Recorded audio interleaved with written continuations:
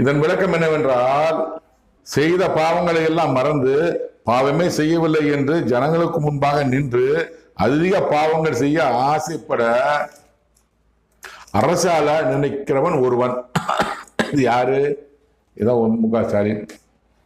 2026 எப்படி ஆட்சி கொடுத்தார் என்பது உலகத்திற்கு தெரியும். சொன்ன என் வார்த்தை இல்லைங்க, திமுக தொண்டர்களே சண்டை வராதீங்க, இது என் வார்த்தை இல்லைங்க, கடவுள் வார்த்தை. மு.க. ஸ்டாலின் கடவுள் சொல்றாரு, செய்த பாவங்களை எல்லாம் மறந்து என்னென்ன செஞ்சாரு, வெள்ளம் வந்தப்போ எப்படி மக்கள் கஷ்டப்பட்டாங்க, திமுக ஆட்சி எப்படி குறை சொன்னாங்க, வடிகால் செய்யலன்னு சொன்னாங்க, அப்புறம் துபாயில பணத்தை சொத்து வாங்கியிருக்காங்க என்னமோ சொல்றாங்க. ஜனங்க நிறைய அரசியல் கட்சிகள் நிறைய திமுக குறை சொல்றாங்க. என்னென்ன எனக்கு தெரியாது, மக்கள் நீங்க தெரிந்து கொள்ளுங்கள். நான் கடவுள் தெரியும், அவர் செய்த பாவங்கள், அவர் என்னென்ன பாவம் செய்தார்